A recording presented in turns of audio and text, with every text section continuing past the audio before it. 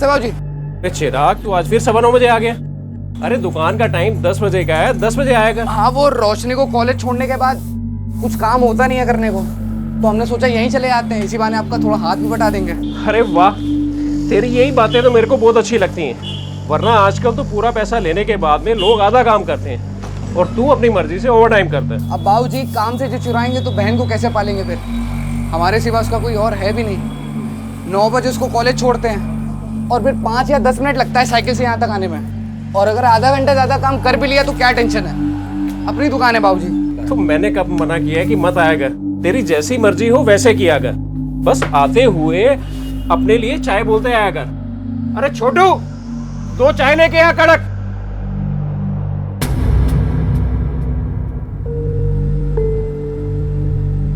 गर्मी ने तो सच में दुख ही कर दिया है। 24 घंटे ना बॉडी पसीने में भीगी रहती है, ऐसा लगता है अभी ना आके निकली हूँ।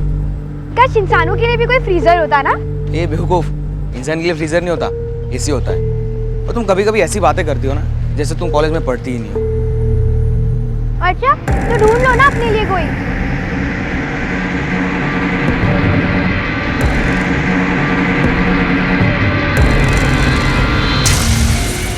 रुक भैया, रुक रुक।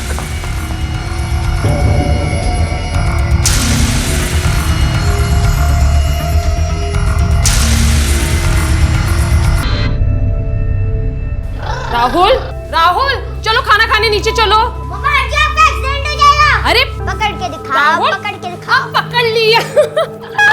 चलो, एक्सीडेंट के बच्चे खाना खाते हैं, उसके बाद जो करना है कर ले। हाँ चलो चलो, जिद नहीं करते। चलो मुझे नहीं खाना नहीं बेटा, चलो गुड बॉय है ना, चलो बैठो। ये देखो मम्मा ने ना तेरा फेवरेट दाल खिचड़ी बनाया है, चलो मुंह खोलो। अरे एक काम तुमसे ढंग से नहीं होता, जैसा तुमको बताया गया था तुमको वैसा करना चाहिए था ना, तो उसके आगे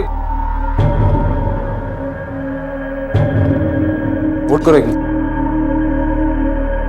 कैसा मेरा बाबू? ठीक हूँ। I love you. I love you too. चलो बाय बाय। अच्छा राहुल, स्कूल में टीचर ने क्या सिखाया? आज टीचर ने स्कूल में सेंटेंस बनाना सिखाया। अच्छा, My name is Rahul Rathod and I live in Ghaziabad. I love puppies. और टीचर ने कहा वो 1 वीक के बाद हमें जू और एक्वेरियम लेके जाएंगी। वाह, ये तो बहुत अच्छी बात है। मम्मा, जू में बहुत सारे एनिमल्स भी होते हैं, तो डॉग्स भी होते हैं, वो हमें घर लेके जाने देंगे? वहाँ पे पेट नहीं होते हैं, वहाँ पे मंकी, लायन, बेर ये सब देखने को मिलता है। और पता है लायन को क्या कहते हैं? बताओ। शेर खान।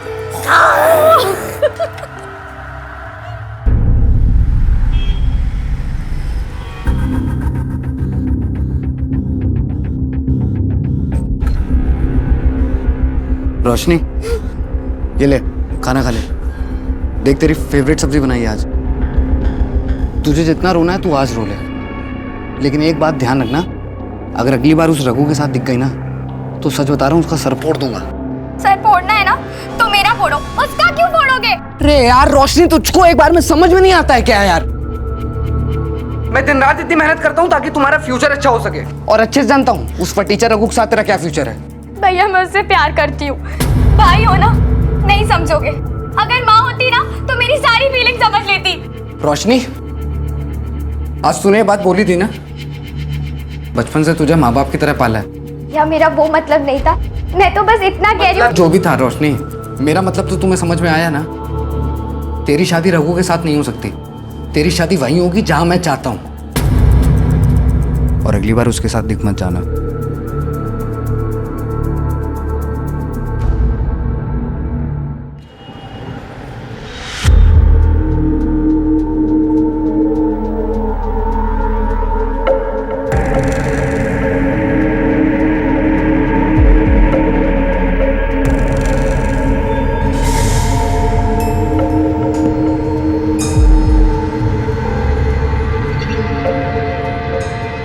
खेलना है? ये काटता नहीं है। मम्मी ने बोला है कि स्ट्रेंजर के साथ बात नहीं करनी चाहिए। पर मैं तुम्हारे लिए स्ट्रेंजर थोड़ी हूँ, और ना ये स्ट्रेंजर है। इसका नाम टफी है, तुम चाहो तो उसको एक बार छू सकते हो। आओ।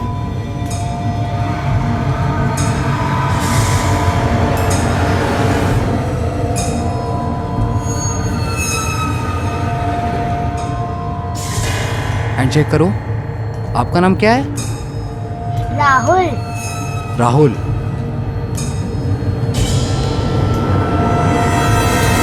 कहते हैं कि इंसान गलतियों का पुलिंदा है, और जब यही इंसान रोजमर्रा की जिंदगी में तमाम तरह की अच्छी और बुरी परिस्थितियों का सामना करता है तो मानो गलतियों की गुंजाइश बढ़ जाती है। इन परिस्थितियों के पैदा होने से तो कई बार नहीं बचा जा सकता, लेकिन अपने विवेक का इस्तेमाल करते हुए इन गलतियों के होने पर काबू करने की कोशिश जरूर की जा सकती है। पर जब इंसान इसमें चूक जाता है तो ऐसे हालात पैदा होते हैं जो ना सिर्फ वर्तमान को बल्कि भविष्य को भी अंधकार में ले जा सकते हैं।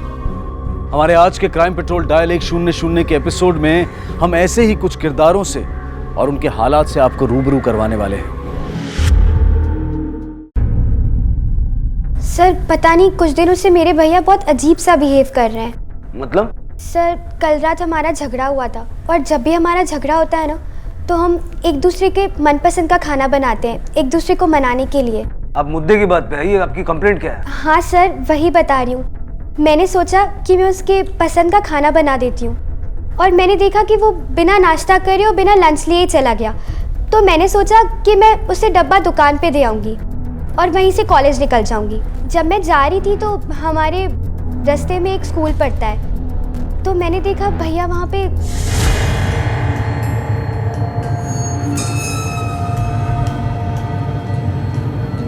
भैया। कौन था वो बच्चा? आप उसे जानती हैं? नहीं सर। मतलब आप ये कहना चाहते हैं कि आपके भाई ने एक बच्चे को किडनैप किया है? पता नहीं सर, पर कुछ तो हुआ है, क्योंकि अभी एक हफ्ते पहले की बात है, मैंने ना उसकी अलमारी में एक चाकू और एक रस्सी भी देखी थी, और जब मैंने पूछा तो उसने मेरी बात को टाल दिया। मैंने आपकी कबर्ड में वो रस्सी और चाकू देखा है, मुझे बताइए। वो काका की दुकान का सामान था रोशनी, तुमको मैं बोल चुका हूँ। तुम जाओ अंदर, मैं आता हूँ। भैया। और अब जब मैंने चेक किया तो वो चाकू और रस्सी गायब है। मतलब वो कोई क्राइम प्लान करने वाला था? कब से? क्राइम का तो पता नहीं सर, लेकिन कुछ तो हुआ है। उसने कैलेंडर्स में कुछ डेट्स भी मार्क करके रखी हैं, और आज ही की तारीख उसने रेड क्रॉस से मार्क की है। पता नहीं उसका फ़ोन भी स्विच ऑफ आ रहा है। मैंने हर जगह ढूंढ लिया। सर आप प्लीज़ उसे बचा लीजिए, मुझे लग रहा है कि वो किसी मुसीबत में ना हो। आप उस दुकान का एड्रेस दे दीजिए जहाँ आपका भाई काम करता है, और स्कूल का पता भी बताइए जहाँ आपने उसे आखिरी बार देखा था। चिराग का मोबाइल ट्रेस करो, पता करो उसकी लास्ट लोकेशन क्या है। आपके पास अपने भाई चिराग का फोटो तो होगा ना?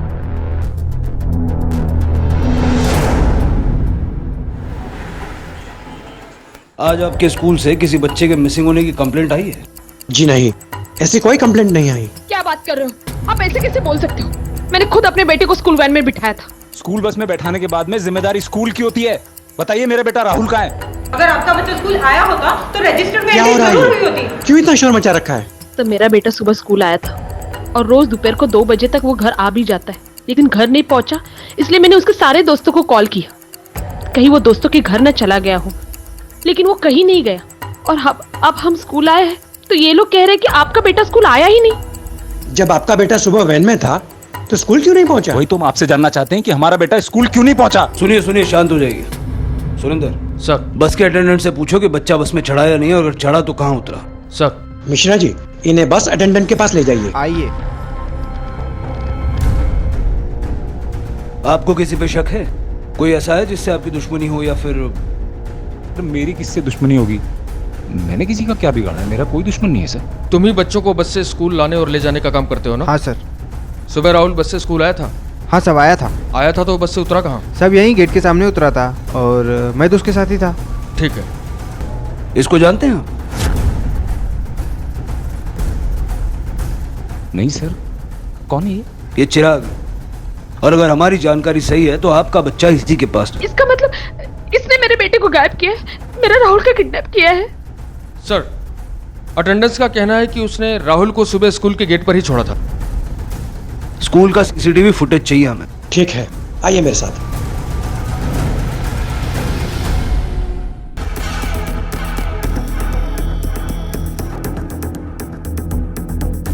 इसे जानती हो? जी नहीं सर। कौन है ये? ये राजन राठौड़ है, बच्चे का बाप, जिसे तुम्हारे भाई ने किडनैप किया। अच्छा ये बताओ, तुम्हारे भाई की किसी से कोई रंजिश वगैरह कभी रही है?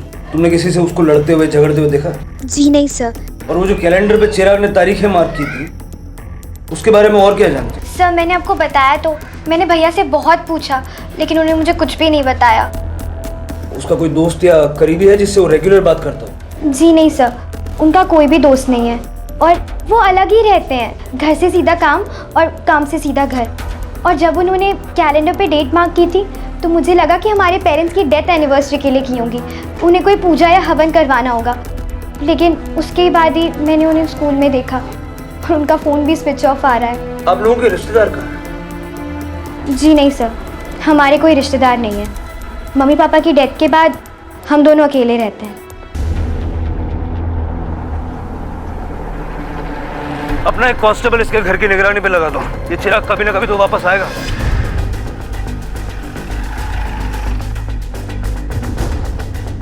चिराग आपकी दुकान पे काम करता है? हाँ साहब। इस बच्चे को पहचानते हो आप? कभी देखा है चिराग के साथ? नहीं साहब, इसको मैंने कभी नहीं देखा। ये चिराग लड़का कैसा है? साहब बहुत मेहनती लड़का है वो, कभी किसी काम के लिए उसको मेरे को कहना नहीं पड़ा, सारा काम अपने आप कर देता है वो। और साहब दुकान पे आने का टाइम 10 बजे का है, लेकिन पिछले हफ्ते से वो 9 बजे दुकान पर आ रहा है। 1 घंटा पहले? मतलब वो राहुल से मिलता होगा और फिर यहाँ आता होगा। साहब ये राहुल कौन है? आप इतनी पूछताछ क्यों कर रहे हैं? क्या किया है उसने? देखिए अभी यकीन से तो नहीं कह सकता, लेकिन शायद उसने एक बच्चे का किडनैपिंग किया। नहीं साहब, चिराग ऐसा कर ही नहीं सकता, जरूर आपको गलतफहमी लगी है। चिराग के परिवार में कौन कौन है? साहब वो है और उसकी एक बहन है रोशनी, इतनी मेहनत वो उसी के लिए करता है। वो चाहता है कि पढ़ लिख के वो काबिल बन जाए और किसी अच्छे घर में उसका रिश्ता हो जाए। उसने छुट्टी भी इसीलिए ली थी कि वो दिल्ली जाना चाहता था अपनी बहन के लिए लड़का देखने के लिए।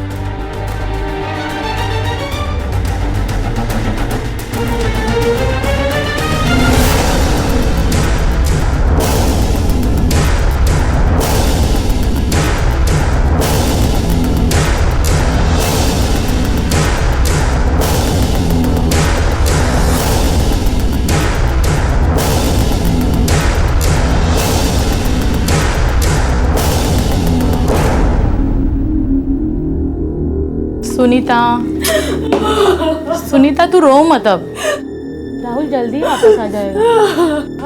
बस कर अब रोना, ए ले पानी पी ले। तू भगवान पे भरोसा रख ना, देखना राहुल सही सलामत वापस आ जाएगा। पता नहीं वो कैसे होगा, किस हाल में होगा, उसने खाना खाया होगा कि नहीं।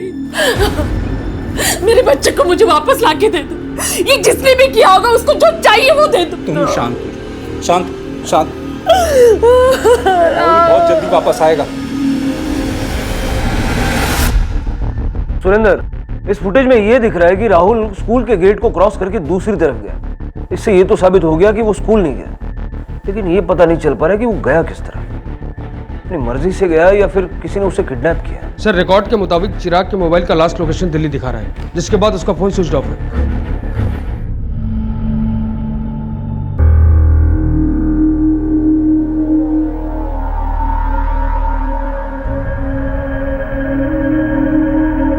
भैया कहाँ चले गए थे आप? पता है मैंने आपको कितने फोन किए, कितनी परेशान हो गई थी मैं। कोई परवाह नहीं है ना? रोशनी अब तुम क्या एक साथ 10 सवाल पूछने वाली हो? अंदर चलो, थोड़ा सा पानी दे दो पीने के लिए।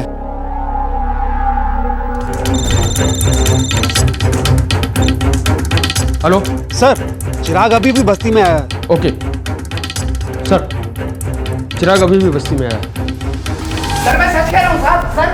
जो कहना पुलिस स्टेशन में कहना। रोशनी ने समझाओ। सर मेरी बात सुनिए सर।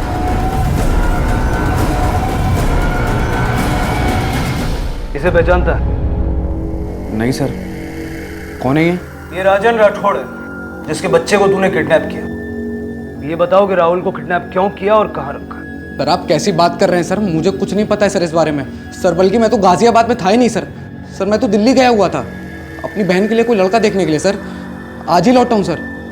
चल उसका नाम, एड्रेस, नंबर सब कुछ दे। सर मैंने सर अपनी बहन का नाम शादी के लिए वहाँ पे प्रोफाइल में लिखवा रखा था सर। सर ये वहाँ के मैरिज ब्यूरो की लिस्ट है सर, उन लड़कों की लिस्ट सर। इन लड़कों के घर गया था सर, और ये काफ़ी दूर दूर रहते हैं, तो अलग अलग जगहों पे भटकना पड़ा। जिस रोशनी के लिए तू लड़का देखने दिल्ली गया था ना, उसी रोशनी ने तुझे बच्चे को किडनैप करते हुए देखा है। ज्यादा घुमाने की ट्राई मत कर, सीधा सीधा बोल चल। सर आप रोशनी की बात पे क्यों आ रहे हैं सर? वो छोटी सी बच्ची है सर। इतनी छोटी है, इतनी बच्ची है कि अपने भाई को किडनैपर बताएगी? सर मैंने ना कल रात को सर रोशनी को डांटा था सर एक लड़का है सर, रघु, वो उसको बेवकूफ़ बना रहा है सर, और रोशनी भी अब उससे प्यार कर बैठी है सर। तो मैं दिल्ली इसीलिए गया था सर, ताकि कोई अच्छा लड़का मिल जाए और अपनी बहन की शादी उससे करवा दूँ। सर हो सकता है उसने आपसे इसलिए झूठ बोला हो सर। मतलब उसने एक ऐसे बच्चे की झूठी कहानी बना दी तो सच में किडनैप हो गया? देख प्यार से पूछ रहा हूँ, बता दे, वरना बताना तो तुझे बाद में भी पड़ेगा। क्यों अपनी हड्डियां तोड़वाना चाहता है? बोल। सर मैं नहीं जानता सर राहुल नाम का लड़का कौन है सर, वो कहाँ है, मुझे इस बारे में कुछ नहीं पता है सर। मतलब तू प्यार से नहीं बताएगा? सिंह चल, जब तक ये सच नहीं बोलता इसकी हड्डियां तोड़। सर मेरी बात सुनिए सर, सर मैंने आपको सब बता दिया। सर मेरी बात सुनिए। सर प्लीज़ आप मेरे भाई को छोड़ दीजिए, उसकी कोई गलती नहीं है, वो निर्दोष है, सारी गलती मेरी है। उस दिन वहाँ उतना ट्रैफिक था और वो रोड की दूसरी साइड पे खड़ा हुआ था, इसीलिए मुझे लगा कि उसी ने उस बच्चे को गाड़ी में बिठा दिया होगा। लेकिन सर उसकी कोई गलती नहीं है, सारी गलती मेरी है, मैंने ही अपने भाई को फंसा दिया। अचानक क्या हो गया तुम्हें? उस दिन तो पूरे विश्वास के साथ कह रही थी कि तुम्हारे भाई ने राहुल को उठाया, और अब अपना स्टेटमेंट बदल रही है। मैं मानती हूँ कि मुझसे गलती हुई है, अगर आपको सजा देना है तो आप मुझे दीजिए, लेकिन प्लीज आप उसे छोड़ दीजिए। संतोष सिंह छोड़ दो चिराग को। सर ऐसा भी तो हो सकता है कि रोशनी झूठ बोल रही हो अपने भाई को बचाने के लिए। सुरेंद्र फिलहाल हमारे पास चिराग के खिलाफ कोई सबूत नहीं है, इसलिए छोड़ना तो पड़ेगा ही। उसका मोबाइल फोन सर्वेलेंस पे डालो। ये भाई बहन की कहानी में कुछ तो गड़बड़ है। जिस चिराग चतुर्वेदी पर आपके बेटे को किडनैप करने का शक था, उससे हमने पूछताछ की, लेकिन अभी तक उसने कुछ कबूल नहीं किया, इसलिए कुछ कह नहीं सकते। क्या नाम बताया आपने इसका? चिराग। नहीं पूरा नाम? चिराग चतुर्वेदी। आप जानते हो उसे? नहीं, मैं किसी चिराग चतुर्वेदी को नहीं जानता हूँ। नहीं, याद कीजिए, आप इस नाम के व्यक्ति से कभी मिले हो या कभी नहीं, कभी आपकी कोई अनबन हुई हो? नहीं सर, कभी नहीं। ठीक है, देखिए हम राहुल को ढूंढने की पूरी कोशिश कर रहे हैं, हमें कुछ भी खबर मिलती है हम आपको इन्फॉर्म करते हैं, और अगर आपके पास कोई फिरौती की कॉल्स आती हैं तो आप हमें ज़रूर बताइएगा। और हाँ, अगर आपको कुछ याद आता है उसके बारे में। किसके बारे में सर? वही चिराग चतुर्वेदी के बारे में, तो बताइएगा। संतोष, जैसे ही हमने चिराग का पूरा नाम लिया राठौर चौंक गया था, जैसे उसे कुछ याद आया हो, लेकिन पूछने पर साफ होकर गया था। अगर मेरा शक सही है तो अब यही हमें बताएगा कि इसकी कौन सी याददाश्त ताजा हुई थी।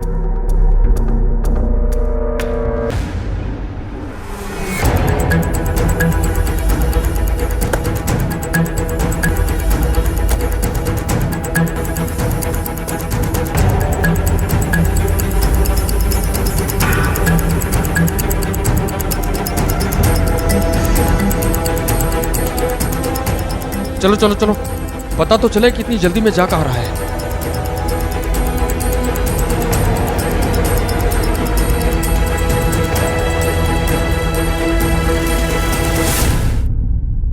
सर, चिराग किडनैपिंग केस में एक इंपॉर्टेंट इंफॉर्मेशन हाथ लगी है। हमने जैसे ही राठौर को चिराग का पूरा नाम बताया, उसने रिएक्ट किया और फिर नॉर्मल हो गया। हमने उसके घर के बाहर उसका वेट किया तो वो बहुत गुस्से में एक आदमी से मिलने पहुंचा, जिसका नाम है वेद प्रकाश। पूरा नाम वेद प्रकाश चतुर्वेदी। ये चिराग का सगा चाचा है सर। इसका मतलब मेरा शक सही निकला, रोशनी ने हमसे झूठ बोला। यस सर, लेकिन जब हमने वेद प्रकाश के पड़ोसियों से पूछताछ की तो पता चला कि सर वेद प्रकाश जी और उनका परिवार सालों से यहीं पर रहते हैं। वेद प्रकाश जी का एक और बड़ा भाई भी था। दोनों पति पत्नी की काफ़ी साल पहले मौत हो गई थी। दोनों ने आत्महत्या कर ली थी। वजह क्या थी आज तक पता नहीं चला। माँ बाप के मरने के बाद वेद प्रकाश जी ने दोनों बच्चों को घर से बाहर निकाल दिया। पता नहीं बेचारे बच्चे कहाँ कहाँ भटकते फिरते होंगे। चिराग, वो तो फिर भी बड़ा था, पर रोशनी, वो तो बहुत ही छोटी थी। सुना है गाजियाबाद में ही कहीं रहते हैं, पर कभी देखा नहीं। इसका मतलब ये सब एक दूसरे को जानते हैं और हमें गुमराह कर रहे हैं। राठौड़ का बच्चा गायब हुआ इसलिए चिराग पे शक है, और चिराग का नाम सुनते ही राठौड़ चिराग के चाचा वेद प्रकाश से गुस्से में मिलने जाता। इन सबका आपस में कोई ना कोई कनेक्शन तो है जो ये हमारे सामने कबूल नहीं कर रहे। लेकिन सर राठौर क्यों नहीं कबूल करेगा? उसका तो बच्चा गायब हुआ है, और सर उसे तो खुद आकर हमें इन्फॉर्म करना चाहिए था।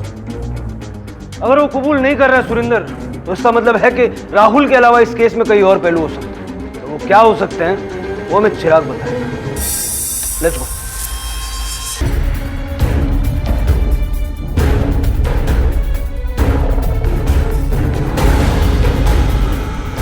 साहब राठौड़ ने मेरी बहन को मार दिया साहब,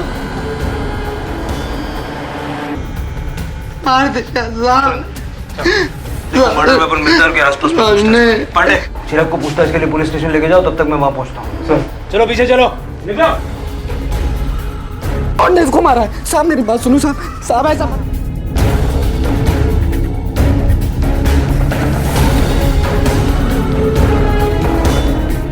जब ये मर्डर हुआ आपने कुछ देखा था? कोई आवाज या शोर कुछ सुनाई दिया आपको? नहीं साहब, यहाँ कीर्तन चल रहा था, लाउड स्पीकर बज रहा था, तो कुछ सुनाई नहीं दिया साहब। ठीक है। जीने की इच्छा से भरपूर और उज्जवल भविष्य के सपने देखने वाली रोशनी का कत्ल हो चुका था। वो रोशनी जो अपने इकलौते सहारे चिराग के विरुद्ध जाकर एक अनजान मासूम बच्चे की जान बचाना चाहती थी। आखिरकार चिराग की दुनिया जो कि उसकी बहन थी, उसकी मौत हो चुकी थी। सवाल यह भी था कि आखिर चिराग राहुल को क्यों मारना चाहता था? वो उससे इतनी नफरत क्यों करता था कि उसकी बहन भी इस नफरत की बलि चढ़ गई? आखिर रोशनी की मौत से किसको फायदा होने वाला था? ऐसे एक नहीं हजार सवाल पुलिस की तरफ मुंह बाए खड़े थे और पुलिस भी इनके जवाबों की तलाश में दिन रात एक कर रही थी। रोशनी ने तुम्हारे खिलाफ पुलिस कंप्लेंट की, इसीलिए तुमने उसे मार दिया ना? मैंने नहीं मारा है सर रोशनी को, मेरी जान थी सर वो, मैं ये सब क्यों करता सर? सर बल्कि राठौड़ ने उसकी जान ली है सर। मैं रास्ते में था तब मैंने देखा था सर, राठौड़ ने सर मेरी घर से बाहर निकल रहा था काफी गुस्से में सर। सर अपनी काली गाड़ी में बैठा और चला गया वो। मुझे कुछ समझ में नहीं आया सर। मैं अंदर जाके देखा सर, रोशनी की लाश।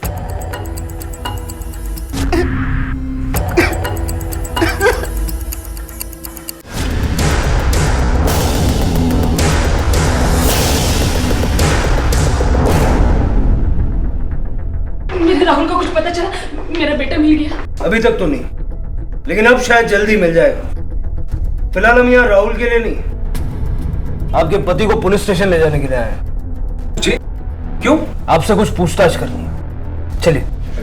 आप बात तो बताइए। लेकिन इन्होंने क्या किया?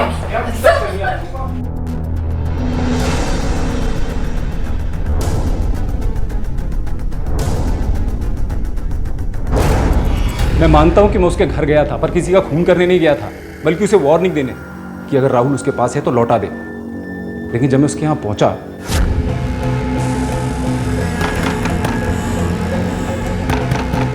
तो उसके यहां तो ताला लगा हुआ था। मैं वहां से वापस अपने घर चला आया, मैंने तो उसके घर में पैर तक नहीं रखा। सुरेंद्र, राहुल के किडनैप होने के बाद रोशनी का मर्डर हुआ। रोशनी को मारने का कोई खास मकसद चिराग के पास नहीं है, लेकिन राहुल को किडनैप करने का जरूर हो सकता है। सुरेंद्र, इसका मतलब है कि इन दोनों के अलावा कोई और भी हो सकता है। रोशनी का एक बॉयफ्रेंड भी था ना, जिसे चिराग पसंद नहीं करता था। हाँ सर, रघु नाम है उसका। बुलाओ इस रघु को पुलिस स्टेशन पूछताछ के। सर, मुझे लगता है कि हमें एक बार चिराग के पड़ोसियों से भी पूछताछ करनी चाहिए। हो सकता है हमें कोई इन्फॉर्मेशन हाथ लगे।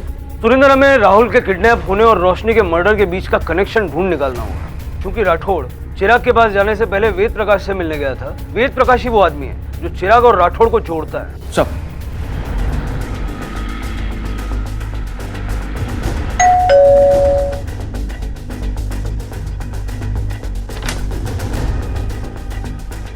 जी? राजन राठौड़ को कैसे जानते हैं आप? राजन राठौड़ मतलब अब क्यों पूछ रहे हैं आप? जो पूछा है वो बताइए ना। बिजनेस की वजह से। क्या बिजनेस है आपका? जी, मैं फाइनेंस का इंतजाम करवाता हूँ। अगर किसी को पैसे की जरूरत है तो मार्केट से कम इंटरेस्ट में उनको पैसे दिलवाता हूँ। चिराग और रोशनी आपके क्या लगते? चिराग, रोशनी मेरे भाई के बच्चे हैं, लेकिन भैया और भाभी की मौत के बाद उनसे मुलाकात कभी हुई नहीं। आपके भैया भाभी ने सुसाइड किया था, क्या वजह रही होगी? वजह तो आज तक पता नहीं चली सर। 10 साल पहले पुलिस ने काफी इन्वेस्टिगेट किया, लेकिन आखिर में थक हार कर उन्हें भी केस क्लोज करना पड़ा। मेरी बात समझ में नहीं आ रही है सर। 10 साल पुराने इस केस के बारे में आज मुझसे क्यों पूछताछ कर रहे हैं? क्योंकि राठौड़ का बच्चा किडनैप हुआ है और सस्पेक्ट है आपका भतीजा चिराग, और रोशनी का खून हुआ है और सस्पेक्ट है आपका बिजनेस फ्रेंड राठौड़। देखिए साहब, मुझे इस मामले में मत घसीटिए। मेरा इन दोनों मामलों से कोई लेने देना नहीं। कई सालों से तो चिराग से मैं मिला भी नहीं। ठीक है, यहाँ सब एक दूसरे को जानते हैं पर मुकर रहे हैं। चिराग के माँ बाप आत्महत्या करते हैं, चिराग राठौड़ के बच्चे को किडनैप करता है। राठौड़ इसी गुस्से में चिराग की बहन रोशनी का खून कर देता है और यही राठौड़ वेद प्रकाश के साथ बिजनेस भी करता है और इसी वेद प्रकाश को भतीजी की मौत से भी फर्क नहीं पड़ता। याद है सुरेंद्र, रोशनी ने बड़ी कड़वाहट के साथ कहा था कि उनके कोई रिश्तेदार नहीं है। जी नहीं सर, हमारे कोई रिश्तेदार नहीं है।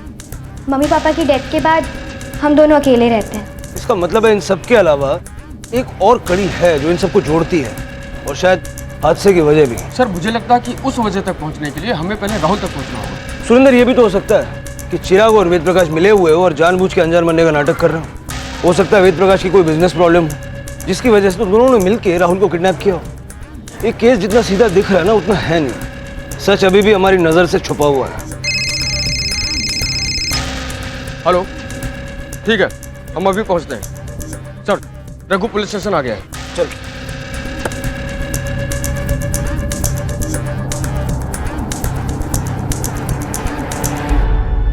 सर मैं रोशनी को क्यों मारूंगा? सर हम दोनों तो एक दूसरे से प्यार करते थे। सर हम दोनों अभी भाग के शादी भी करने वाले थे। ठीक है सर, तूने नहीं मारा। किसने मारा होगा? चिराग ने, क्योंकि वो तो नहीं चाहता था कि तुम दोनों की शादी हो। नहीं सर, सर चिराग ऐसे कर ही नहीं सकता सर वो तो अपनी बहन को जान से ज़्यादा प्यार करता था सर, एक बाप की तरह ख्याल रखता था उसका। लेकिन सर कुछ दिनों से रोशनी बता रही थी कि वो आजकल बहुत ज़्यादा गुस्सा करने लगा है, हर बात बात पे छिड़ जाता है सर। ये बात तो उसने रोशनी को भी नहीं बताई कि उसके दिमाग में क्या चल रहा था सर।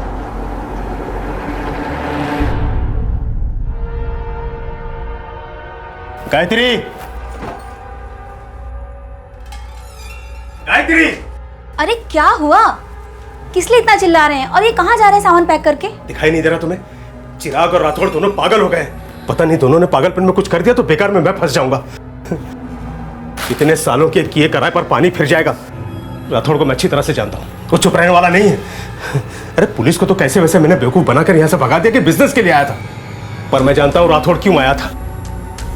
वो यहाँ पर मुझे धमकी देने के लिए आया था कि अगर उसके बेटे को कुछ हुआ तो वो मेरे बेटे की जान ले लेगा। अब तुम यहाँ खड़े रह के मेरा मुंह मत देखो, जाके अपना कपड़ा बंद करो और नितिन को भी बोला अपना सामान बंद करे जल्दी। सब मैं कह रही हूँ ना कि इन्होंने कुछ नहीं किए। मैं आपके आगे हाथ जोड़ती हूँ, प्लीज मेरे पति को छोड़ दीजिए। एक तो मेरा बेटा गायब हुआ है, ऊपर से आपने मेरे पति को लॉकअप में बंद कर दिया। ये कहाँ का इंसाफ है? देखिए, हमारी किसी से कोई पर्सनल दुश्मनी तो है नहीं कि किसी को तंग करेंगे। आपके पति पे खून का इल्जाम है और इसलिए पूछताछ के लिए उनको पुलिस स्टेशन में लाया गया था। खैर फिलहाल मैं उनको छोड़ रहा हूँ, लेकिन अगर जरूरत पड़ेगी तो दोबारा उनको बुलाऊंगा। उनसे कहिएगा कि वो शहर से बाहर नहीं जा सकते। सिंह सर, चिराग और राठौड़ दोनों को छोड़ो। Yes sir. सुनीता, आप ठीक तो है ना? सर आप इसे क्यों छोड़ रहे हो सर? इसी ने मेरी बहन का खून किया है। बकवास बंद कर। मैंने किसी को नहीं मारा, बल्कि तूने मेरे बेटे का किडनैप किया है। क्या? अरे तू झूठ बोल रहा है। पुलिस स्टेशन है, ज्यादा बकवास की ना दोनों को वापस अंदर कर दूंगा। सर, मैं आपके आगे हाथ जोड़ती हूँ, प्लीज मेरे बेटे को ढूंढ लीजिए। प्लीज सर, कोशिश कीजिएगा। हाँ मैं कोशिश करूंगा। आप जाइए, जाओ। सुरेंद्र, इस चिराग के आस पड़ोस में फिर से पूछताछ करो, छोटी से छोटी इंफॉर्मेशन कलेक्ट करो। चलो। जिसकी वजह से मेरा बेटा पता नहीं किस हाल में जी रहा होगा, लेकिन मुझे पूरा यकीन है ये सब कुछ किया धरा आप ही का है, जिसकी सजा मेरे बेटे को मिल रही है। लेकिन मैं एक बात बता देती हूँ, अगर मेरे बच्चे को कुछ हो गया ना तो मैं अपनी जान दे दूंगी और उसकी जिम्मेदार सिर्फ आप ही रहोगे। सुनो मेरी बात, कुछ भी बोले जा रही हो। राहुल सिर्फ तुम्हारा बेटा नहीं है, मेरा भी बेटा है, और कोई अपने बेटे का बुरा क्यों चाहेगा? ये तो तुम ही जानते, लेकिन मैं अच्छे से जानती हूँ ये ऐशो आराम, ये पैसा जो तुमने कमाया ना, ये सीधी तरीके से नहीं कमाया, और तुम्हारी इस लालच की वजह से मैं अपने बेटे को खोना नहीं चाहती। याद रखना।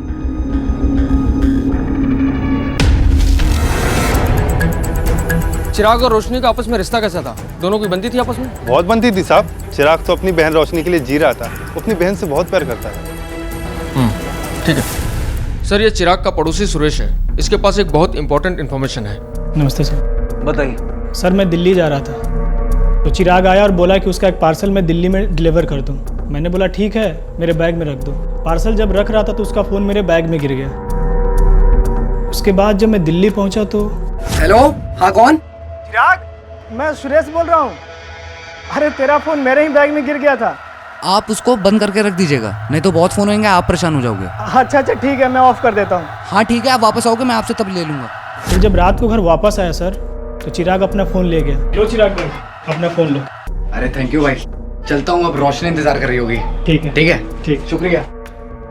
थैंक यू सुरेश जी, आपने वाकई बहुत इंपॉर्टेंट इन्फॉर्मेशन हमारे साथ शेयर की। अब आप जा सकते। Thank you sir.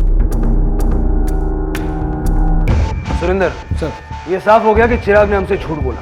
वो गाजियाबाद में ही था और उसका फोन इसके बैग में गलती से नहीं गिरा था, उसने जानबूझ के रखा था ताकि वो हमें गुमराह कर सके। इसका मतलब है कि किडनैपिंग उसने पूरी प्लानिंग के साथ की और जिसकी वजह वेद प्रकाश और राठौड़ को पता। इन तीनों को उठा लो। सर, अगर आपने पहले ही हमें सब कुछ सच सच बता दिया होता तो आज आपका बेटा आपके पास होता और इस तरह आपको परेशान नहीं होना पड़ता। जी,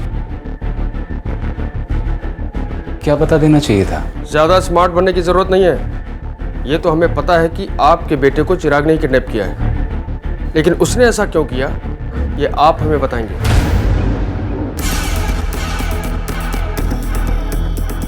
अरे सुनिए सर, ये वेद प्रकाश के घर पे ताला लगा है, कुछ पता है कहाँ गए हैं? ना जी सर, कहाँ गया ये तो नहीं पता, लेकिन शाम को टैक्सी में बैग रख के किधर जा रहा था? कल शाम। Okay, thank you. हाँ बोलो। सर, वेद प्रकाश के घर पे ताला लगा हुआ है। मैंने पड़ोसी से पूछताछ की, उन्होंने बोला कि कल रात को वह कहीं चले गए। सर, उसका फोन भी स्विच ऑफ आ रहा है। ठीक है।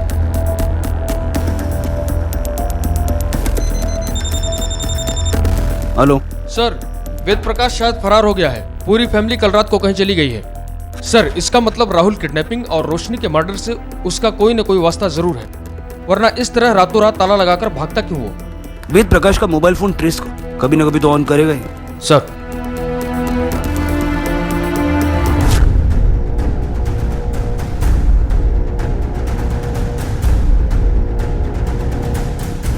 चिराग, यही खड़े रहो, गली पे नजर रखो।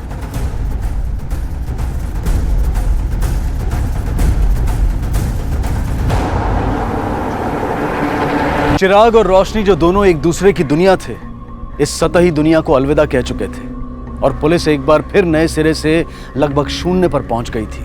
यह साबित हो चुका था कि चिराग ने ही राहुल को अगवा किया था, लेकिन वही चिराग अब खुद मौत की नींद सो चुका था और सवाल यह भी था कि यह हत्या थी या आत्महत्या। पुलिस के मुताबिक यह कत्ल हो सकता था, लेकिन फिर एक नया सवाल कि यह कत्ल किसने किया होगा और रोशनी का कत्ल किसने किया था। आप मुझे फिर से उठा के ले आए, मेरे बच्चे को ढूंढने के बजाय आप मुझे ही परेशान कर रहे हैं। ये परेशानी तुमने खुद मोल ली है। हमने तो प्यार से पूछा था, बता दो, तुमने नहीं मानी। क्या बता दूं? कुछ हो तो बताओ ना। मैं बताता हूँ क्या बताना था। हमने रोशनी के मर्डर के बारे में पूछा, तुमने झूठ बोला। हमने पूछा चिराग को जानते हो, तुमने झूठ बोला। लेकिन जैसे ही चिराग का पूरा नाम तुमने सुना, तुम सीधे उसके चाचा वेद प्रकाश चतुर्वेदी के वहां पहुंच गए। अगर अपने बच्चे को सही सलामत चाहते हो तो सच बोलने का ये आखिरी मौका है, क्योंकि जिस चिराग ने तुम्हारे बच्चे को किडनैप किया है वो तो मर गया। चिराग मर गया? सर, तो मेरे बच्चे का क्या होगा सर? तो ऐसे बन रहा है जैसे तुम जानते नहीं चिराग मर गया। तूने मारा है चिराग को। मैं चिराग को क्यों मारूंगा सर? मेरा बच्चा उसके पास में। फिर बता, तेरा और चिराग का क्या कनेक्शन था? मैं चिराग के माँ बाप को पहले से जानता था। 10 साल पहले उन्होंने आत्महत्या नहीं की थी, बल्कि मेरे बिजनेस से जो ब्लैक मनी जमा हुआ है, आप उसे अपने मंदिर के दान में जमा कर लीजिए, इससे ब्लैक वाइट हो जाएगा और फिर उस पैसे को मैं वापस मार्केट में घुमा दूंगा और फायदा सिर्फ मेरा नहीं बल्कि आपका भी होगा। इसके लिए मैं आपको अच्छी खासी बड़ी रकम दूंगा। तेरी हिम्मत कैसे हुई ईश्वर के पवित्र स्थल के बारे में ऐसे दूषित बातें करने की? लेकिन मैं सिर्फ पुलिस से नहीं बल्कि इनकम टैक्स डिपार्टमेंट वालों से भी तुम्हारा और वेद प्रकाश की करतूत के बारे में शिकायत करूंगा। तब तुम दोनों को पता चलेगा कि ब्लैक मनी व्हाइट कैसे होता है। चिराग को कैसे पता चल गया? उस दिन जब मैंने चिराग का पूरा नाम सुना तो मैं समझ गया कि अपने माँ बाप का बदला लेने के लिए उसने मेरे राहुल को किडनैप किया। मेरा राहुल मासूम है, उसकी कोई गलती नहीं है, उसे बचा लो। जिन लोगों को मार के तूने पेड़ से लटकाया था वो भी मासूम ही थे, तब ये मासूमियत का ख्याल आया नहीं तुझे? सर मेरे बच्चे को बचा लो प्लीज। राहुल की किडनैपिंग का रीजन तो क्लियर है सुरेंद्र, कि चिराग ने बदला लेने के लिए राहुल को किडनैप किया। लेकिन चिराग के बाद अब राहुल कहाँ है ये पता लगाना हमारे लिए थोड़ा मुश्किल हो गया। और चिराग और रोशनी के मर्डर का भी कोई स्ट्रॉन्ग क्लू अभी तक हमारे हाथ नहीं लगा। सर मुझे नहीं लगता कि चिराग को राठौर ने मारा होगा, क्योंकि उसके मरने से तो राहुल का मिल पाना और मुश्किल हो जाएगा। सर कहीं ऐसा तो नहीं कि चिराग ने ही राहुल का खून करके उसे कहीं ठिकाने लगा दिया हो? नहीं सुरेंद्र, अगर चिराग ने राहुल को मार दिया होता तो उसकी बॉडी राठौड़ को सौंप देता, लेकिन उसे मारना शायद उसका मोटिव नहीं था। उस दिन जब हमने उन दोनों को छोड़ा तो मिसेज राठौड़ को रोता हुआ देख के उसके चेहरे पे जो खुशी थी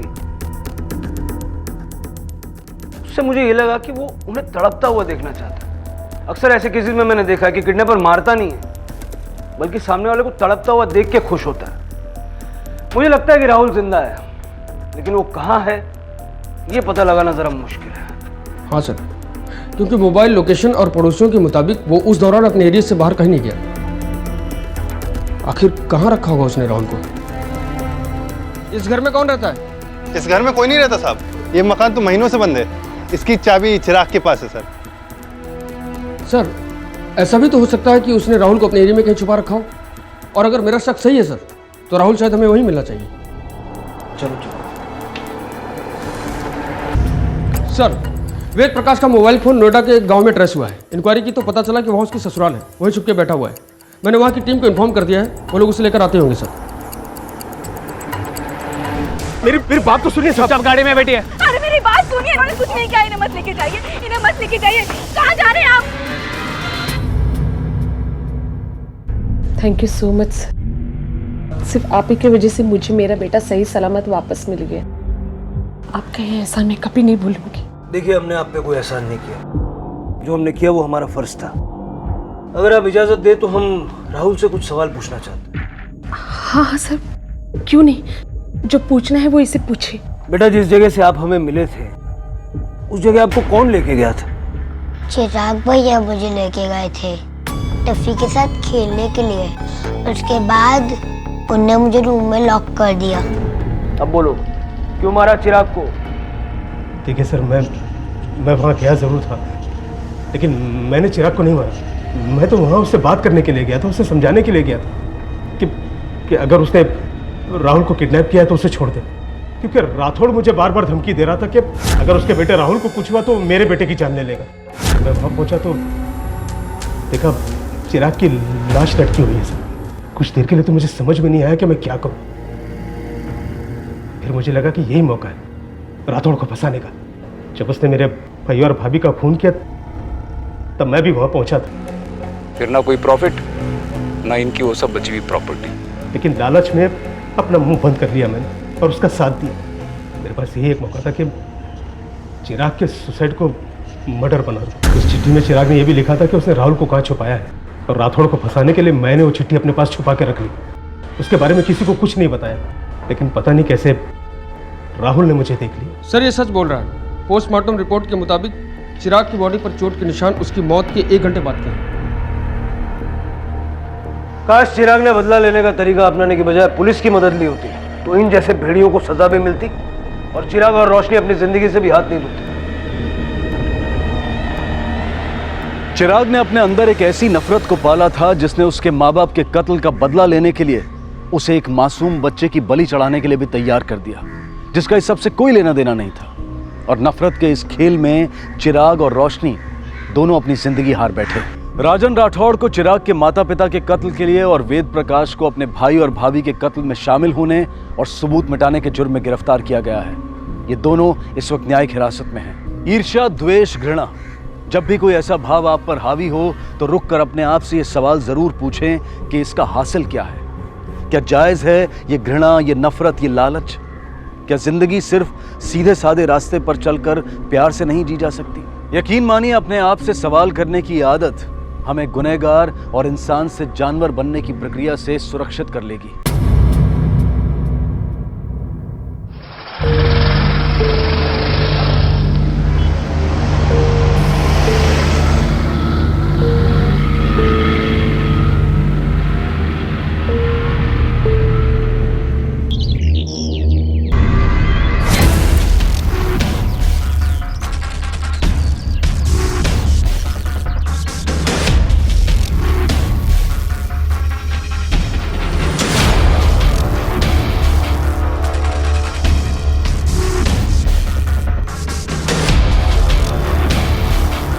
नमस्कार, आदाब। क्राइम पेट्रोल डायल 100 में आप सबका स्वागत है। महाराष्ट्र के नागपुर में एक दिन एक दिल दहला देने वाली घटना सामने आई, जहां किसी की बेरहमी से हत्या की गई थी। वहीं दूसरी तरफ एक लड़का एक छोटे से बच्चे के साथ किसी के इंतजार में बैठा था। कौन था ये लड़का और उसके साथ ये बच्चा कौन था, और जिस शख्स की बेरहमी से हत्या की गई थी वो कौन था और उसकी हत्या की वजह क्या थी? क्या इस शख्स का और उस लड़के का आपस में कोई कनेक्शन था? क्या? नहीं नहीं नहीं, मेरा नीलेश नहीं मर सकता। देखिए, मुझे मालूम है ये सही वक्त नहीं है बात करने का, लेकिन आप लोग से अकेले में बातचीत करें। साहेब, माझा पोरगा खूप चांगला होता। उसका ना ही कभी किसी से झगड़ा, ना ही कोई दुश्मनी थी। कह के गया था कि मैं काम पर जा रहा हूँ, पर वापस ही नहीं आया। कितने खुश थे हम दोनों। हम अपने बच्चे को इस दुनिया में लाने की तैयारी कर रहे थे, पर अच्छा, आपको किसी पर शक है? किस पर शक करूं सर? मैं तो ये सोच भी नहीं सकती कि कोई मेरे पति जैसे भोले इंसान के साथ भी कोई। हमारे लिए तो विश्वास करना ही नामुमकिन है कि ऐसी कोई घटना घट चुकी है। पता नहीं अब रूपा दीदी पूरे घर को अकेले कैसे संभालेगी। हो सकता है उसका कोई कस्टमर हो जो उससे नाराज हो किसी वजह से। कस्टमर? ये नीलेश करता क्या था? नीलेश का ट्रैवल बिजनेस है अपने जीजा जी के साथ। हो सकता है बिजनेस को लेकर कुछ आपस में हुआ, पर हमें नहीं पता। ठीक है, जरूरत पड़ने पे पुलिस स्टेशन बुलाएंगे। शिंदे, नीलेश के परिवार में किसी को भी ऐसा नहीं लगता कि उसके किसी के साथ दुश्मनी हो सकती है, और जिस तरह से उसे मारा है देखकर नहीं लगता कि लूटपाट के चक्कर में उसे मारकर वहां फेंक दिया गया है। और जितनी बेरहमी से मारा है, उतनी बेरहमी से कोई किसी का कत्ल तभी कर सकता है जब उससे बहुत नफरत करता हो। नीलेश के बारे में अच्छे से पता लगाओ। जिस दिन उसका कत्ल हुआ उस दिन वो कहाँ था, किस किस से मिलने वाला था, किस किस के टच में था। छोटी से छोटी और बड़ी से बड़ी इंफॉर्मेशन भी मुझे चाहिए। सर, नीलेश के चाचा ने बताया कि नीलेश ट्रैवल कंपनी में काम करता था। उसके पड़ोसी से पूछताछ करो, देखो किसी ने कुछ नोटिस किया था क्या? ऐसा तो कुछ अजीब नहीं देखा मैंने, सब कुछ नॉर्मल है। अच्छा, उसके किसी से कोई दुश्मनी या फिर कोई लड़ाई झगड़ा? वैसे तो बहुत अच्छा आदमी है, सबसे बहुत अच्छे से बात करता है, पर आजकल इतना टाइम कहाँ मिलता है कि एक दूसरे पे ध्यान दो। Thank you.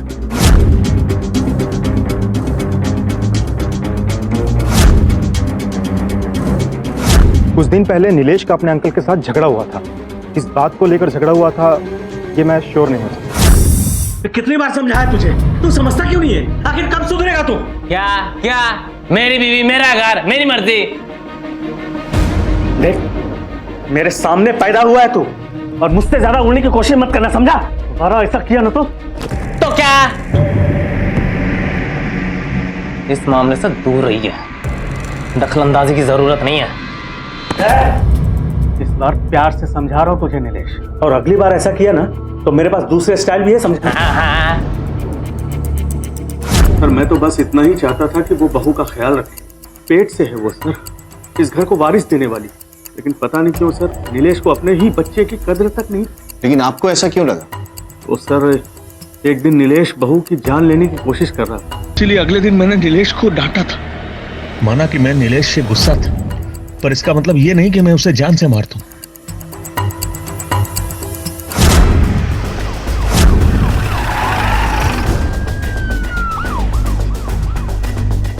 झगड़ा किस मियाँ बीवी में नहीं होता सर, हमारे बीच में भी कभी कभार होते थे, लेकिन उसका ये मतलब नहीं कि वो बुरे थे या मुझे नुकसान पहुंचाना चाहते थे, बल्कि तो मुझसे बहुत प्यार करते थे।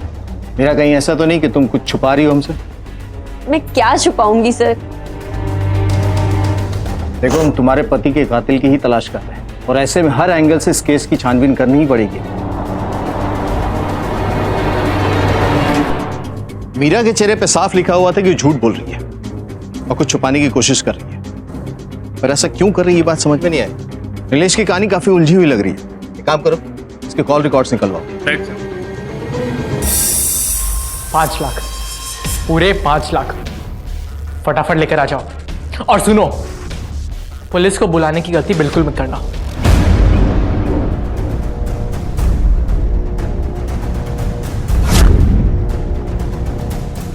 कॉल की ड्यूरेशन बहुत कम थी, हम कॉल को ट्रेस नहीं कर पाए। सर मेरा बच्चा मिल जाए बस, बदले में उनको जो चाहिए ना हम देने के लिए तैयार।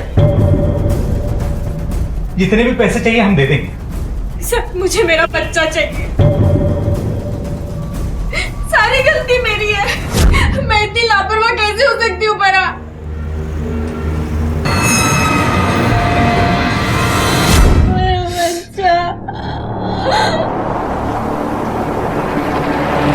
नहीं सर, हम लोग मीरा के साथ टच में नहीं है। उसने हमारी मर्जी के खिलाफ शादी की थी, इसलिए हमने उससे सारे रिश्ते तोड़ दिए। आप लोग आखिरी बार उससे कब मिले थे? अरसा हो गया सर, अब तो उसका चेहरा भी जहन में धुंधला धुंधला सा याद है। सुनते, हो सकता है कि वो हमसे झूठ बोल रहे हो। शायद उसके बाप और भाई ने मिलकर उसे मारा ऑनर किलिंग में, या फिर उन्हें इस बात का पता चल गया था कि नीलेश मीरा को मारता था, इसलिए गुस्से में आके उन्होंने उसका काम तमाम कर दिया। सर इसका मतलब मीरा का उसके भाई और पिता से कोई ताल्लुक नहीं है। एक काम करो, उनके कॉल रिकॉर्ड्स निकलवाओ। Yes sir. सर नीलेश के कॉल रिकॉर्ड ऑलरेडी आ चुके हैं और मैंने चेक भी किए हैं। सर कॉल रिकॉर्ड के हिसाब से वो किसी नीतू, शंकर, वंदना और अनीता के टच में है। सर इन 4 लोगों से नीलेश की बहुत ज्यादा बातें होती थी। इन चारों के बारे में इंफॉर्मेशन निकलवाओ। Yes sir.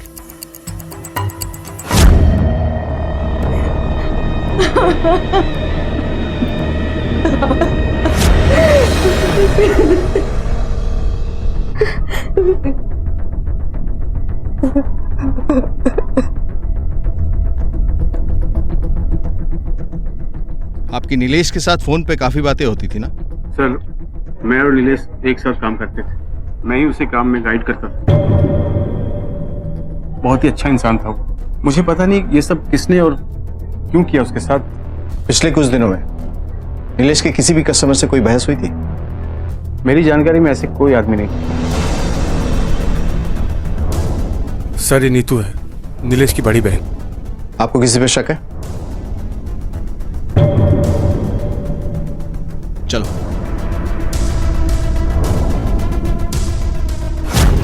क्या लगता है सर, ये शंकर सच बोल रहा है? हो सकता है अपने धंधे को बचाने के चक्कर में हमसे झूठ भी बोल रहा हूँ। हो सकता है नीलेश का किसी कस्टमर के साथ झगड़ा हुआ हो, या कुछ ऐसा जो उसे पता और हमें नहीं बताना चाहता है। एक काम करो, इस शंकर और इसके बिजनेस के प्रेजेंट, पास्ट और फ्यूचर सबके बारे में खोद के निकालो। वैसे चाचा को देख के लगता नहीं कि उसमें इतनी हिम्मत है कि किसी को मार सकता है। नीलेश का मर्डर इस फैमिली की रंजिश या उसका शंकर के साथ बिजनेस की वजह से हो सकता है। नीलेश की हत्या तो गहरी दुश्मनी या आपसी रंजिश की तरफ इशारा कर रही थी, लेकिन पुलिस को इस मामले में अब तक कोई ठोस सबूत नहीं मिला था। पुलिस की शक की सुई धीरे धीरे नीलेश की पत्नी, उसके परिवार और उसके चाचा पर घूम रही थी। पुलिस को इस बात का भी शक था कि शायद नीलेश का अपने बिजनेस में किसी के साथ झगड़े या दुश्मनी का एंगल हो जो इस हत्या का कारण बना हो। इसलिए पुलिस ने नीलेश के जीजा शंकर के बारे में इंफॉर्मेशन निकालना शुरू किया, जिसके साथ वो बिजनेस करता था। और इस सब के बीच 15 साल का कृष्णा एक बड़े अपराध को अंजाम देने में जुटा हुआ था। आखिर कृष्णा ये सब क्यों कर रहा था? क्या वो इस षड्यंत्र में अकेला था?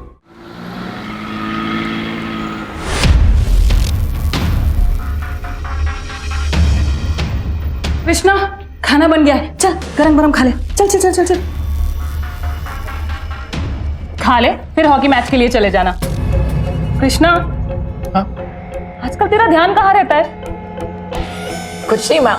कुछ तो है, तू परेशान रहने लगा है और अपनी हालत तो देख, कितना दुबला होता जा रहा है। कल दोपहर 3 बजे मैं तुम्हारा मैदान पर इंतजार करूंगा, पूरे पैसे लेकर आ जाना।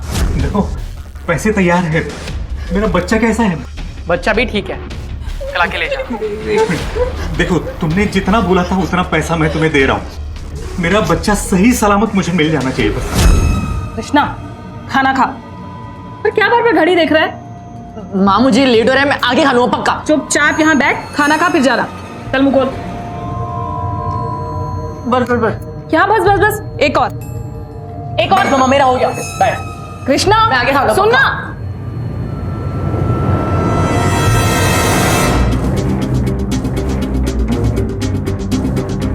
आप लोग बिल्कुल चिंता मत कीजिए। हमारी ऑब्जर्वेशन के हिसाब से ये किडनैपर इस लाइन में नया है।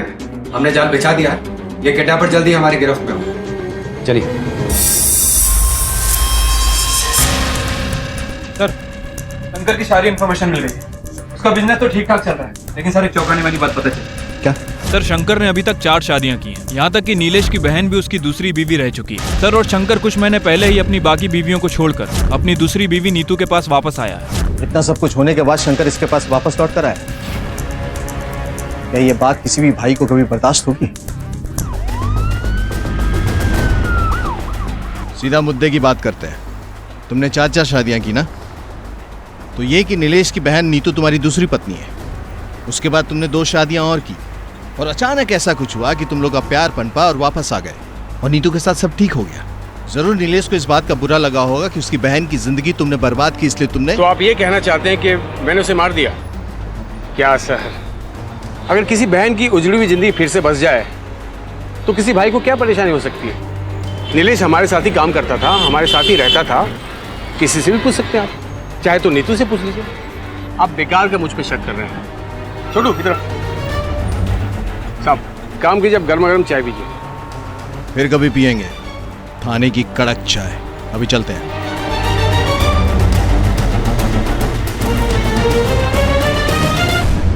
भाई तो इस बात से सबसे ज्यादा खुश होते शंकर ने पहले जो कुछ भी किया, पर मेरे लिए वो बहुत अच्छा है। मेरी बेटी के पिता है वो। ये मेरी बेटी अवनी और शंकर। सर शंकर एक बहुत ही जिम्मेदार पिता है और ये शंकर की पहली बीवी से उसका बेटा कृष्णा। जांच के दौरान पुलिस को पता चला कि शंकर की पहली पत्नी का नाम अनीता है और कृष्णा अनीता और शंकर का ही बेटा है। लेकिन आखिर कृष्णा ने एक बच्चे को किडनैप क्यों किया? उसे 5 लाख रुपए किस लिए चाहिए थे? आखिर ऐसी कौन सी जरूरत थी जिसे पूरा करने के लिए कृष्णा ने इतने बड़े अपराध का सहारा लिया? सर चाहे बिजनेस हो या घर, ये नीलेश और शंकर के बीच में कुछ ना कुछ जरूर पकड़ा है। शंकर बहुत ही चालाक आदमी लगता है, इसे अच्छी तरीके से समझना होगा। उसे अच्छी तरीके से समझने में एक्स वाइफ हमारी मदद कर सकती है। राइट साहब।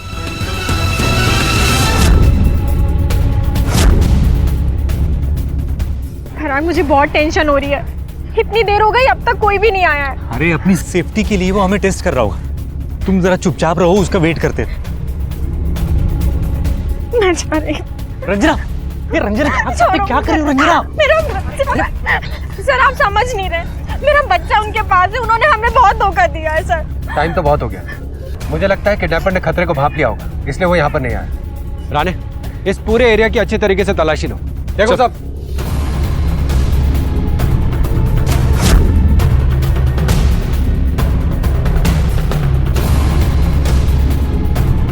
बॉडी को पोस्टमार्टम के लिए भेजें। सर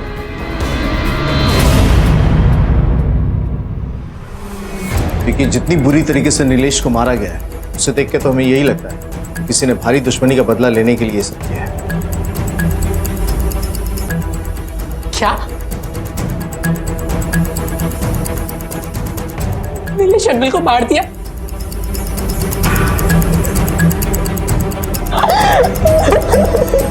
शंकर जब भी कृष्णा को मिलने आता था तो नीलेश हमेशा उनके साथ आता था। कृष्णा नीलेश के बहुत करीब था। दोनों साथ बातें करते थे, घूमते थे।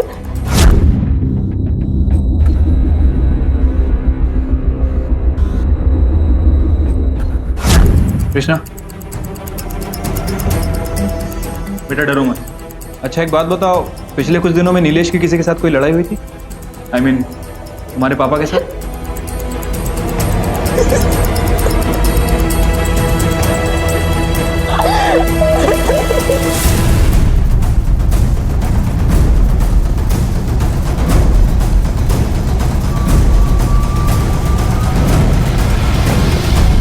सर नीलेश की पोस्टमार्टम रिपोर्ट के हिसाब से वो काफी शराब पीता था और जिस वक्त उसकी हत्या है उसने काफी पी रखी थी। सर शायद यही वजह हो सकती है कि हत्यारे ने आसानी से नीलेश के ऊपर काबू पा लिया। सर पोस्टमार्टम रिपोर्ट के हिसाब से हत्या का समय रात में 11 बजे के आसपास का है। शिंदे, अगर नीलेश के कॉल रिकॉर्ड्स को अच्छी तरह से देखें तो शंकर की पहली पत्नी अनीता के काफी सारे कॉल्स दिखते हैं। हाँ सर, और उन्होंने बताया था कि वो नीलेश के काफी करीब थी और उसका बेटा कृष्णा भी। कृष्णा नीलेश के बहुत करीब था। दोनों साथ बातें करते थे, घूमते थे। सर यही वजह हो सकती है कि कृष्णा काफी घबराया हुआ। अगर इन दोनों की बातचीत होती थी तो संभव है कि उनके संबंध भी अच्छे हों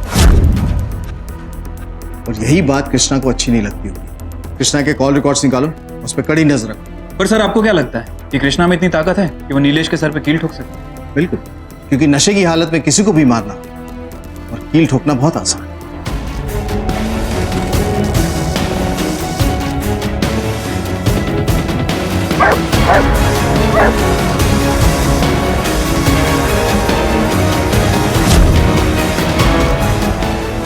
राणे, इस पूरे एरिया में अच्छे से पूछताछ करो।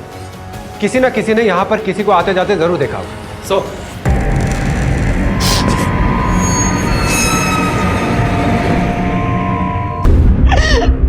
क्या हुआ कृष्णा? तू रो क्यों रहा है? क्या हुआ? आई मुझे अकेला छोड़। कैसे अकेला छोड़ दूं? तेरा से बंद रहा है कौन?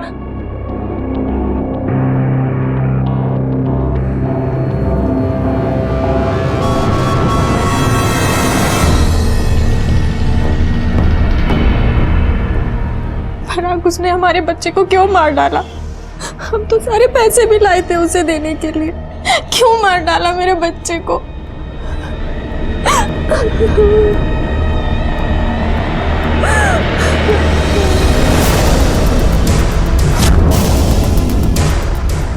तुमने किसी को देखा था यहाँ पे?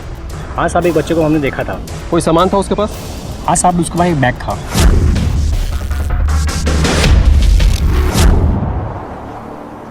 सर, कृष्णा के फोन रिकॉर्ड्स आ गए। सर, रिकॉर्ड के हिसाब से एक नई बात पता चली है। कृष्णा इस नंबर पर लगातार कई दिनों से बात कर रहा था और जब मैंने इस नंबर की डिटेल निकाली तो पता चला कि ये नंबर अनरजिस्टर्ड है, कंपनी से जल्दी बंद करने वाली। तो ये कृष्णा ही बता सकता है कि नंबर किसका है। ये किसका नंबर है? क्या आपकी इस नंबर पे बात होती थी? नहीं, मैं तो जानती भी नहीं कि ये नंबर किसका है। सच बोलिए, वरना सच बाहर लाने में हमें ज्यादा वक्त नहीं लगता। मैं सच बोल रही हूँ, मुझे नहीं पता ये नंबर किसका है और आप पता लगा लीजिए, ये नंबर किसी गलत आदमी का नहीं हो सकता, वरना कृष्णा इस नंबर पे कभी बात नहीं करता। चाहे जो हो, इसे सच तो बताना ही पड़ेगा।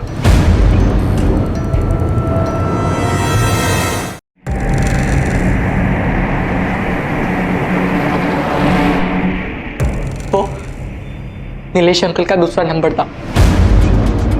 क्या नीलेश इस नंबर पे बात किया करता था? और इतनी क्या बातचीत होती थी तुम दोनों के बीच में? वो सब मुझे नहीं पता। नीलेश अंकल और मैं मिलने वाले थे, मैं गया भी था उनसे मिलने, पर वो मुझे मिले नहीं। सर, अगर कृष्णा नीलेश के मरने के बाद भी उसे कॉल कर रहा था, इसका मतलब यह है कि कृष्णा को नहीं पता कि नीलेश मर चुका है। सर, इस हिसाब से तो कृष्णा ने नीलेश का खून नहीं किया। कृष्णा का बर्ताव भी बड़ा अजीब सा है। ये बात समझ में नहीं आ रही कि उसके दिमाग में चल क्या रहा है। और उससे भी बड़ी बात, बिना पेपर्स के नीलेश से सिम कार्ड क्यों लिया? कहीं वो किसी गलत चीज में इन्वॉल्व तो नहीं था?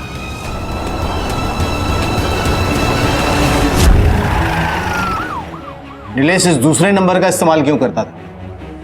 सर, इस बारे में मुझे तो कुछ पता नहीं। साहब, हमें किसी को इस बारे में पता नहीं, लेकिन इतना जरूर कह सकती हूँ कि मेरा बेटा कोई गलत काम नहीं कर सकता। वो तो शंकर के साथ छोटा मोटा बिजनेस कर रहा था। सर, मुझे नीलेश के दूसरे नंबर के बारे में नहीं पता। सर, मुझे नहीं लगता कि नीलेश किसी भी इलीगल काम में इन्वॉल्व हो। ऐसा लगता है कि इस फैमिली में नीलेश के बारे में किसी को भी अच्छी तरह से नहीं मालूम। ये तो क्लियर है कि वो कुछ ना कुछ प्लान कर रहा था।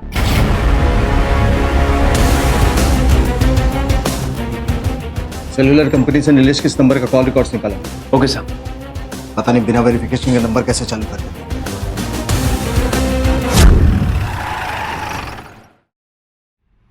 सर, ये रहे नीलेश के कॉल रिकॉर्ड्स।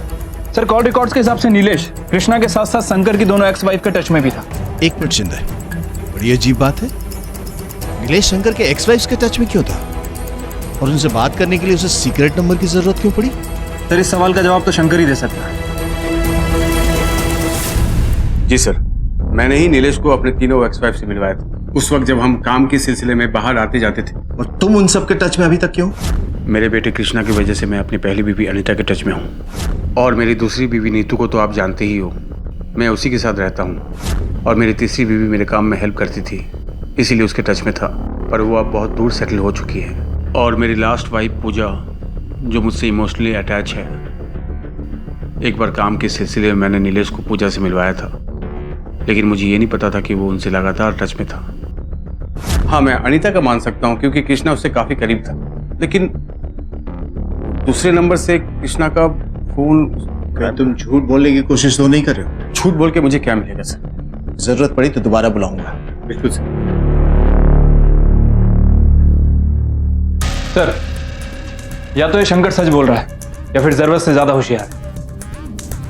उसकी तीसरी वाइफ के बारे में पता करो और उसकी चौथी वाइफ जो अभी भी शहर में, उससे बातचीत करो। Right sir. शंकर की जिंदगी में जो कुछ भी चल रहा था उसकी वजह से उसकी जिंदगी काफी उलझी हुई थी और काफी हद तक नीलेश की जिंदगी शंकर की जिंदगी से जुड़ी हुई थी। दोनों एक साथ काम करते थे और एक दूसरे के काफी करीब थे। नीलेश नीतू का भाई था जो शंकर की दूसरी पत्नी थी और नीलेश शंकर की सभी पत्नियों के टच में था। क्यों? क्या शंकर की 4 शादियों का नीलेश की हत्या से कोई संबंध था? नीलेश का खून हो चुका है और उसकी और तुम्हारी इस नंबर पर लगातार बात होती थी। इस नंबर के बारे में किसी को नहीं पता। क्या बात करते तुम लोग?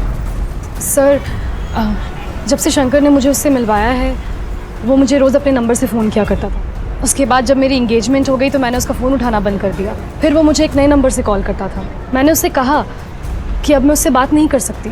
मेरे मंगेतर को ये सब पता चला तो अच्छा नहीं होगा। मुझे नहीं पता उसका खून किसने किया और कैसे हुआ, लेकिन अब मेरी नई ज़िंदगी शुरू होने वाली है। आप प्लीज़ मुझे इन सब चीज़ों में इन्वॉल्व मत करिए।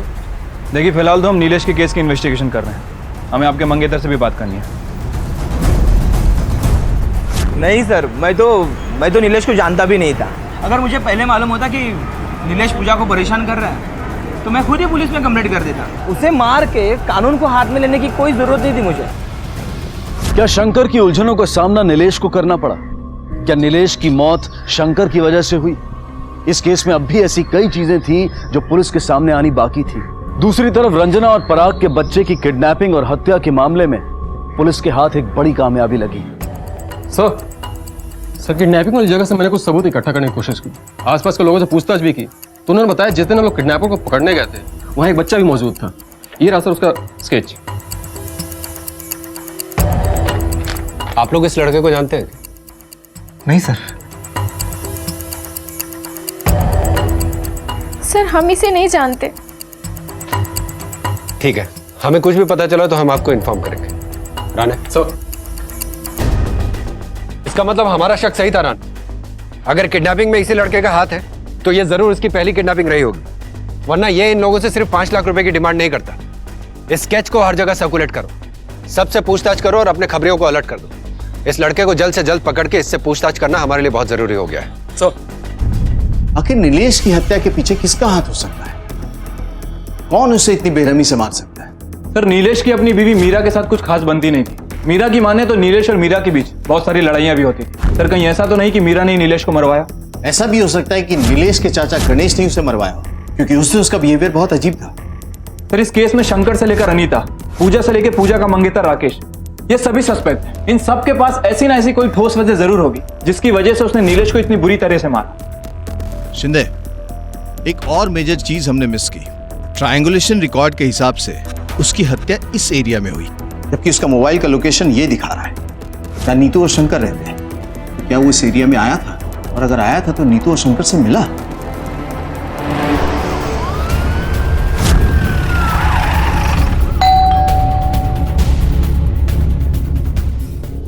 शंकर घर पे नहीं है। हमारे सवालों का जवाब तुम भी दे सकते हो कि जिस रात नीलेश की मौत हुई उस रात वो तुम लोग से मिलने आया था इस एरिया में? क्योंकि उसके कॉल रिकॉर्ड्स के मुताबिक वो इसी एरिया में था, तो डेफिनेटली तुम लोग से मिलने आया होगा, है ना? मुझे नहीं पता कि वो इस एरिया में आया था या नहीं आया था, और अगर आया भी होगा तो हम लोग घर पे थे ही कहाँ? उस रात तुम लोग कहाँ थे? झूठ बोलने का रास्ता ढूंढ रही हो या सच छुपाने का तरीके? गिरफ्तार कर लो इसे। हम उस रात को डॉक्टर के पास गए थे।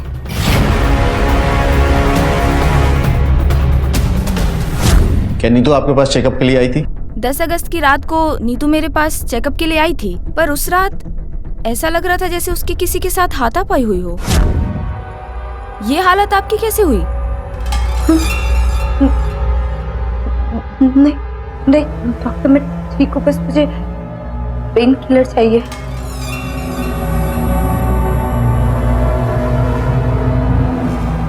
पर वो बिना दवाई लिए ही चली गई। Thank you. मैं सच कह रही हूँ, मैं गिर गई थी इसलिए मुझे वो चोट लगी।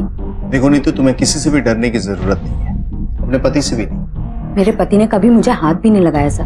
तो ठीक है, एक छोटा सा मेडिकल टेस्ट कर लेते हैं, दूध का दूध और पानी का पानी हो जाएगा। अरे जब मैं कह रही हूँ कि मुझे कुछ नहीं हुआ तो आप लोग जबरदस्ती मेरा चेकअप क्यों करवाना चाहते हैं? तो ठीक, घर जाओ तुम।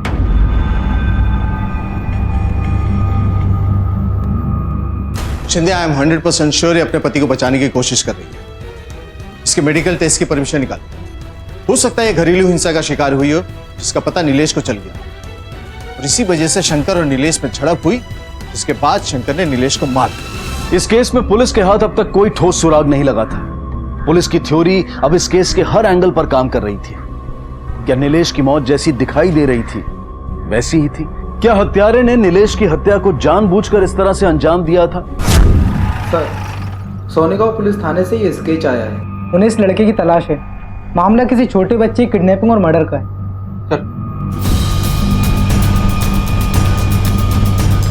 फौरन सोनेगांव पुलिस स्टेशन को कांटेक्ट करो। जी सर।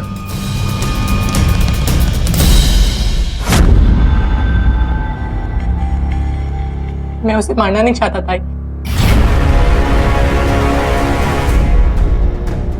मुझे तो उनसे पैसे चाहिए थे। तुम्हारे साथ और कौन था इस प्लानिंग में? मुझे नीलेश अंकल ने कहा था ये पैसे कमाने का सबसे आसान तरीका है, क्योंकि मुझे पैसों की जरूरत थी। मेरी डैड के बहुत सारे औरतों के साथ अफेयर थे। मुझसे ज्यादा वो अवनी से प्यार करते थे। मेरी बेटी अवनी और शंकर, मेरे सारे विशेष, सारे डिमांड्स अधूरे रह जाते थे। फिर एक दिन नीलेश अंकल ने मुझे पैसे कमाने का प्लान बताया। उन्होंने मुझे उनका फोन नंबर दिया और मुझसे कहा कि मुझ पे कोई शक नहीं करेगा। ये सोचा था कि कम मांगेंगे और रेगुलर करेंगे। हम ये सब साथ में करने वाले थे, लेकिन नीलेश अंकल आए ही नहीं। फोन उठा। हाँ, मैंने उसे नहीं मारा। पता नहीं वो बच्चा कैसे मर गया। ये सब उस शंकर का किया धरा है। उसी ने ये सब किया है। मेरे बेटे ने कुछ नहीं किया। 4 शादियां, अलग अलग औरतों से संबंध, तेरी इन्हीं हरकतों ने तेरे बेटे को अपराधी बना दिया। क्या हुआ? चेहरे की हवाइयां क्यों उड़ गई? अब जिंदगी का मजा नहीं आ रहा तुझे? सच बता, तुझे पता था ना इस प्लान के बारे में कि नीलेश तेरे बेटे के साथ मिलकर ये सब करने वाला है? यही कारण है कि तूने नीलेश को मारा, क्योंकि वो तेरे बेटे की जिंदगी खराब करना चाहता था। बेहतर इसी में है कि सब कुछ सच सच बता। बोल। मैं सच बता रहा हूँ सर आपको। अगर मुझे जरा भी अंदाजा होता कि मेरा बेटा इन सब चीजों में पड़ने वाला, तो मैं उसे कभी ये सब करने नहीं देता सर।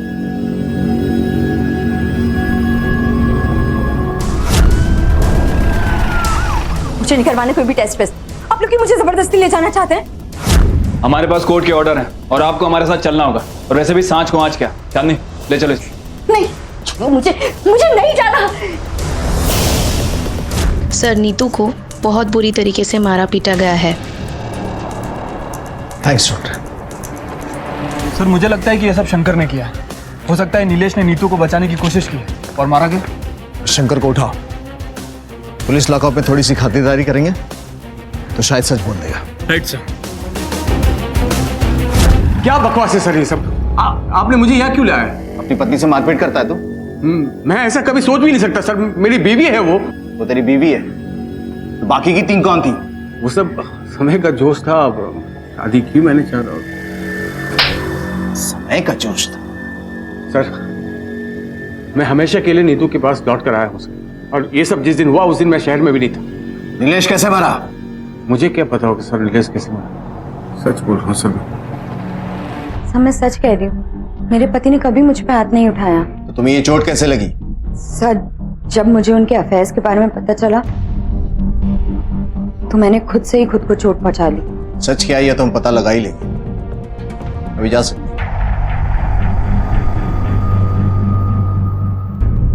सुंदे, देखा जाए तो इनमें से किसी का भी ट्रायंगुलेशन रिकॉर्ड इनके खिलाफ नहीं है। मौका वारदात पे भी किसी का फोन एक्टिव नहीं है। और हो सकता है खूनी इतना शातिर हो कि अपना फोन भी कैरी नहीं किया।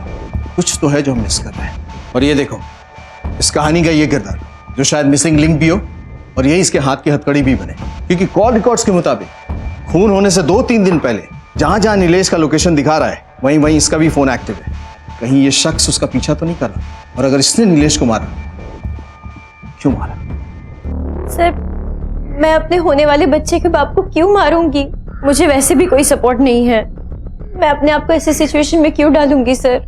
गुस्सा, जलन, ये 2 चीजें काफी हैं किसी को भी मारने के लिए।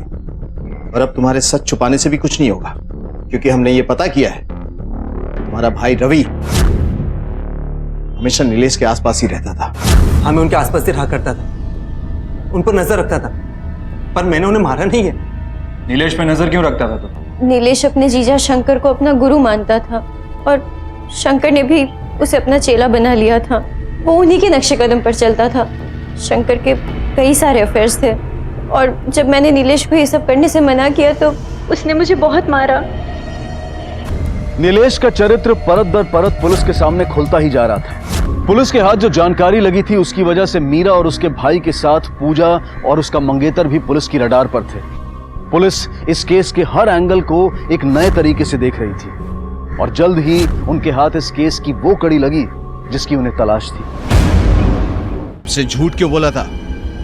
एक बार फिर पूछ रहा हूं, कैसे लगी चोट? मेरे पति ने किया है।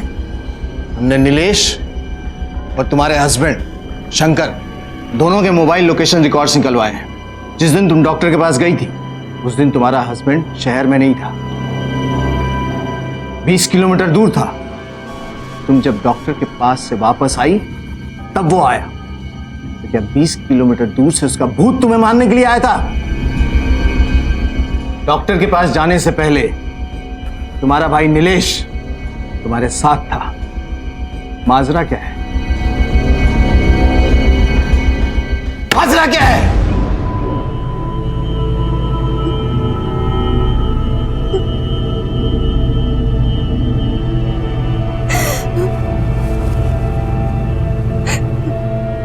उस दिन शंकर बाहर गया हुआ था, तब नीलेश मेरे घर आया।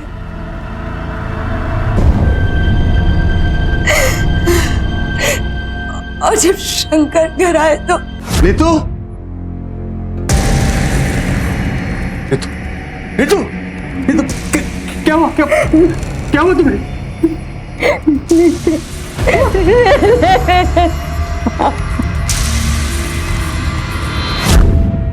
मैंने तुरंत उसको फोन किया और मिलने के लिए कहा। मैंने उसको फोन पर बोला कि उसने जो भी किया सही किया है और मुझे गर्व है कि आज एक चेला गुरु से आगे निकल गया है। ये सब आप ही ने से सिखाया गुरुदेव, मेरे काम देवता। आप ही ने तो ज्ञान दिया था ना कि काम के आगे सब मुंह माया छोड़ दो, मत देखो कौन है क्या होगा, जो दिल में कर दो, करते हैं। बबूल बोगे तो आम नहीं मिलेगा। तुम्हारी थ्योरी 3rd क्लास दुनिया की 3rd क्लास बातें तुमने सिखाई थी ना उसे। और क्या किया उसने? सबसे पहला एक्सपेरिमेंट तुम्हारे ऊपर किया, अपनी बहन के ऊपर। मैं सोच भी नहीं सकता था कि इस हद तक गिर जाएगा वो। अंधेरे में रास्ते की दूरियां नहीं नाप सकते शंकर। अगर किसी ने इसका रेप किया ना, तुम भी उसके बराबर के जिम्मेदार।